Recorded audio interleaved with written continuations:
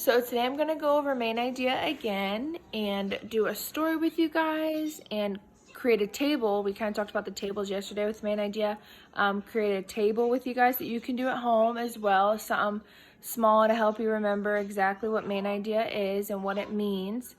So I'm going to review that table now with you guys.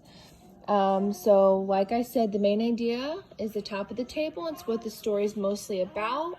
The most important part is the top of the table, right? And then we have down here the legs, which are our key details, which help support the top of the table or support our main idea. And those are just facts or examples about the main idea. So what I have is I just made an outline of a table that we're gonna make. You might have seen these, we've done these before in the classroom and they seem to help you guys a lot. So we're gonna do that today. This would be the top of my table, and then these would be my legs. These would be my details. Once we're done, we know we cut it out, and then we'll have it stand up like a table. So I'm going to do a short story with you guys and kind of go over this, and then I will read one with you guys, and you can do this at home, and then there'll be questions for you to answer online. So I'm gonna read this story with you guys. Can I turn it sideways? At some point in your life, you've probably looked up, gazed at the moon, and studied it in wonder. Throughout time, the moon has inspired many people. In 1801, Ludwig van Beethoven composed a piano piece called Moonlight Sonata. Later, in 1889, Vincent van Gogh painted The Starry Night. In this painting, swirls of white and yellow create a halo around the moon. In 2011, Marilyn Singer wrote a book called A Full Moon is Rising, about how people all over the world celebrate the moon. The next time you gaze upon the moon, maybe you'll be inspired too. So the first thing I want to do on my table is find the most important part or my main idea. So I know from yesterday that the main idea is usually in the first sentence or possibly the last, or something that might stick out or used multiple times. So I'm gonna look over this. I'm gonna look in the first sentence. At some point in your life, you've probably looked up, gazed at the moon, and studied it in wonder. So then I'm gonna read the next one. Throughout time, the moon has inspired many people. I think that really stands out because the author wants me to know how it has inspired people or why it has inspired people. So I'm going to write that in the middle part of my table, which is throughout time the moon has inspired many people.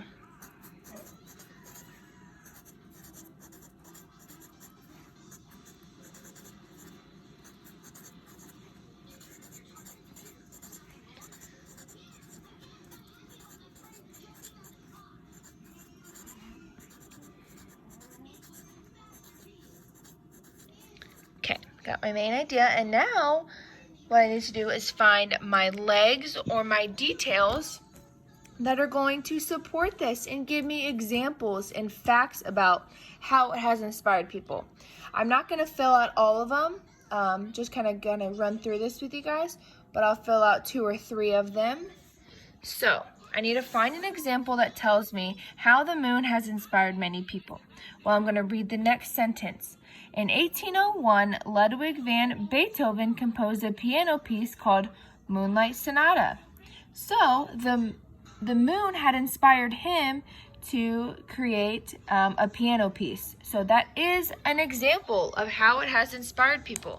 So what I'm going to do is write that in one of my detail legs, which is in 1801, Ludwig van Beethoven composed a piano piece called Moonlight Sonata.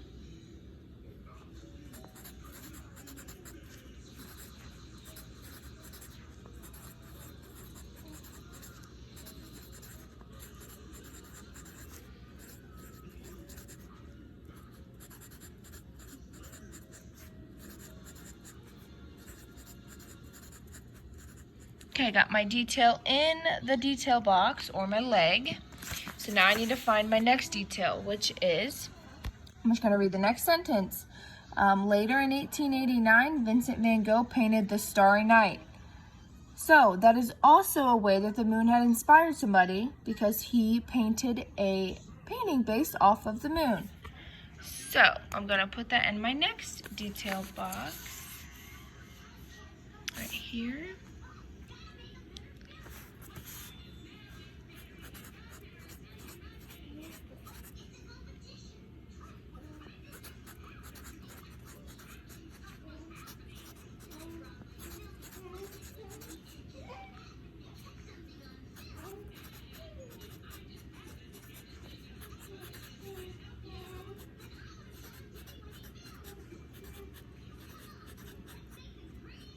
All right, and then I'm just gonna do one more with you guys because I think you're kind of getting the idea. So I need one more example. So I'm gonna read the next one. Just gonna keep going. In this painting, swirls of white and yellow create a halo around the moon. So there's also with the painting. So in 2011, Marilyn Singer wrote a book called A Full Moon is Rising about how people all over the world celebrate the moon. So my next example could be how Marilyn Singer wrote a book called A Full Moon is Rising. And that is also a detail about the moon and how it has inspired people. So Marilyn Singer wrote a book called A Full Moon is Rising.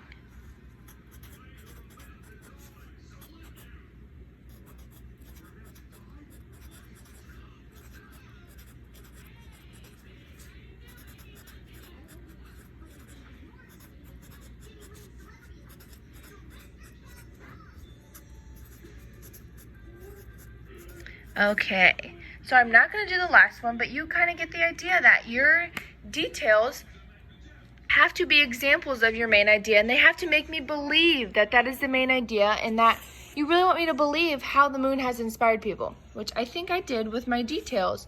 It kind of gave me ways throughout history of how people have been inspired by the moon and what they have done because of it. So what you would do next is go ahead and cut this out. So I'm going to do that very quickly.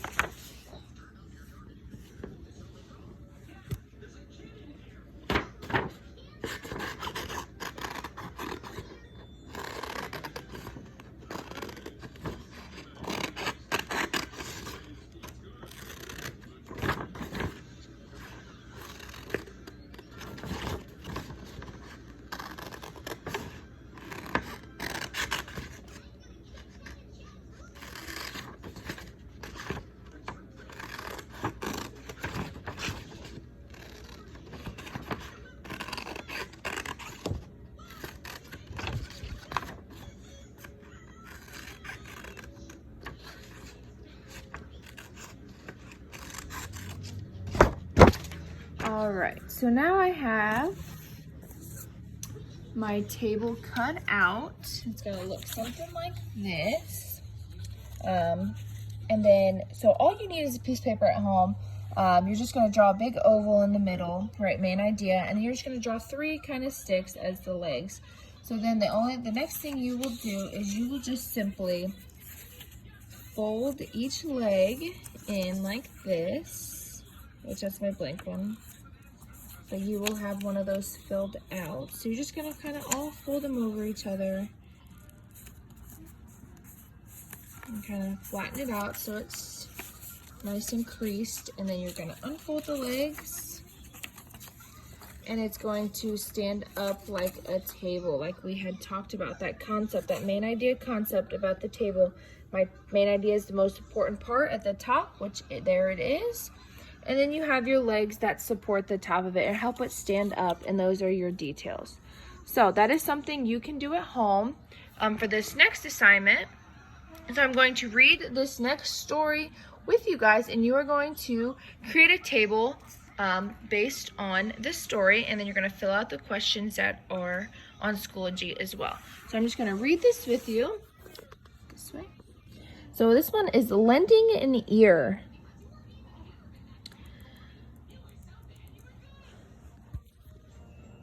Mitzi, a Labrador Retriever, is always by Leah's side. Mitzi is more than a pet. She is Leah's hearing dog. Leah does not hear many sounds, and Mitzi is trained to alert her to them. Paragraph 2. A hearing dog is trained to listen for certain sounds. When the dog hears the sound, it alerts its owner by touching the owner with its nose or paw. After the dog's gentle alert, it can lead its owner to the source of the sound or away from it. Important household sounds include alarm clocks, kitchen timers, doorbells, and fire and smoke alarms. Many new doorbells and alarms use flashing lights and vibrations, but a hearing dog's touch adds an extra alert. Paragraph 3. Dogs like Mitzi don't just help around the home. They also do their jobs outside and in public spaces. The dogs' responses to sounds help their owners become more aware of what is going on around them. You can usually spot a hearing dog because it often wears an orange jacket or has a brightly colored leash. This uniform shows that it's a service dog and can go with its owner to all public spaces. People are carefully matched with hearing dogs. The dogs and owners go through lots of training. Together, hearing dogs and their owners make great teams. So, what you are going to do now is you're kind of going to create a table like I did on your own at home. All you need is a piece of paper and a pencil. So you're going to create a main idea and find the details based on this story, Lending an Ear. I will also post a link to it on Schoology so you can read through it on your own, or if you need that extra help, I read it for you guys and you can kind of read it with me. And then online there will be questions. So just think while you are reading the story where you can find the main idea. We've talked about maybe the first sentence, the last sentence, words used multiple times. You can think of it like that. And then remember, your main idea is the most important part, and your details are going to be the facts that support it as well.